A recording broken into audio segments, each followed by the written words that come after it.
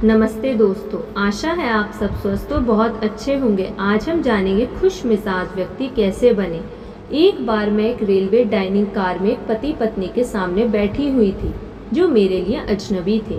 पत्नी महंगे कपड़े और जेवरात पहने थी और हीरे उनकी अमीरी की कहानी कह रहे थे, परंतु वह अपने आप से दुखी लग रही थी।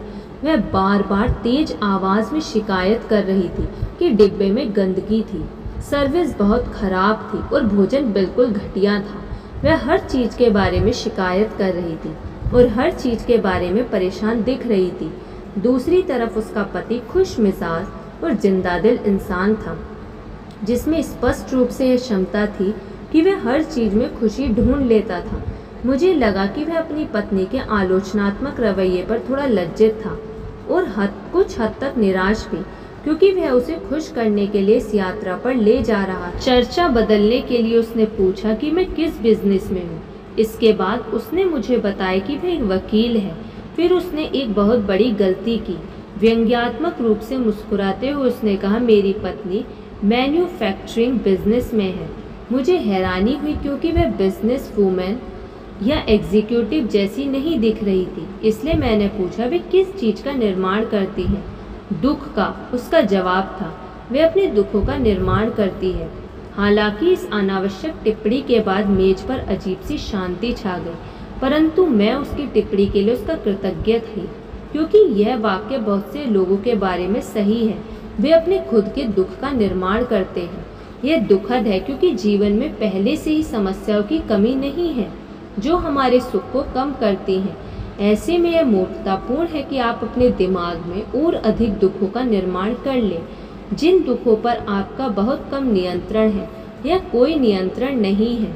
उनके अलावा अपनी तरफ से दुखों का निर्माण करना कितना मूर्खतापूर्ण है, इस बात पर जोर देने की बजाय कि किस तरह लोग अपने दुखों का निर्माण खुद करते हैं।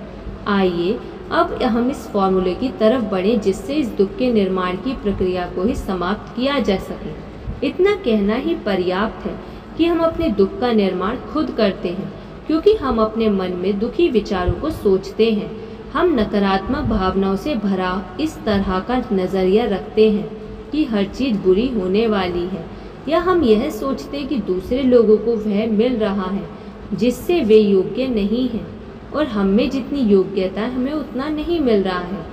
नफरत, विद्वेष और दुर्भावना के भाव अपनी चेतना में भरकर हम अपने दुख को और अधिक बढ़ा लेते हैं। दुख निर्माण की प्रक्रिया हमेशा डर और चिंता के मूल तत्वों का महत्वपूर्ण प्रयोग करती है। इनमें से प्रत्येक के बारे में हम सिर्फ इस समय इतना ही बताना चाहते हैं और जोर देकर बताना चाहते हैं कि औसत व्यक्ति के ज़्यादातर दुख खुद के बनाए होते हैं। अब सवाल यह है कि हम किस तरह के दुख का निर्माण बंद करके अपने सुख का निर्माण प्रारंभ करें। मेरी एक रेल यात्रा के दौरान हुई एक घटना शायद इसका जवाब सुझा दे। एक पुरानी शैली की पुलमैन कार में हम आधा दर्जन लोग दाढ़ी बना रहे थे। अक्सर भीड़ भरी ट्रेन में रात का सफ़र करने के बाद लोगों का मूड अच्छा नहीं रहता, इसलिए चर्चा नहीं हो रही थी और सिर्फ हाँ हाँ में बातें हो रही थी। तभी वहाँ एक व्यक्ति आया जिसके चेहरे पर छोटी सी मुस्कान थी। उसने हम सबसे खुशनुमा अंदाज में गुड मॉर्निंग कहा, हालांकि बदले में उसे मरे हुए गुड मॉर्निंग सुनने को मिले। वह दाढ़ी बनाते समय शायद अनजाने में खुशनुमा धुन गुनगुना रहा था। कुछ लोगों को यह नागवार गुजरा और उनमें से एक ने आखिरकार व्यंग्य में पूछ ही लिया, आप आज बहुत खुश लग रहे हैं, इसका क्या कारण है? हाँ, उस व्यक्ति ने जवाब दिया, मैं सचमुच खुश हूँ, मुझे अच्छा लग रहा है। फिर उसने आगे कहा, मैं इसलिए खुश हूँ क्योंकि खुश रहना मेरी आदत है।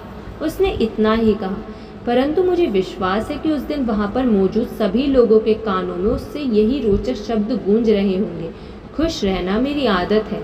यह बहुत गहरी बात है, क्योंकि सचमुच सुखी या दुखी रहना हमारी मानसिक आदत होती है जिसे हम विकसित करते हैं।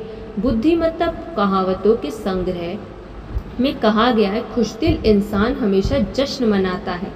दूसरे शब्दों में आप खुशदिल बन जाइए, यानी कि सुखी रहने की आदत डाल लीजिए और जीवन एक लंबा जश्न बन जाएगा, यानी कि आप जीवन के हर दिन हर पल को आनंद ले सकेंगे। सुखी रहने की आदत से ही जीवन सुखी बनता है। और चूंकि हम इस आदत को विकसित कर सकते हैं, इसलिए अपने सुख का निर्माण करने की शक्ति हमारे अपने हाथों में होती है। सुख की आदत सिर्फ सुखी चिंतन के अभ्यास से विकसित होती है।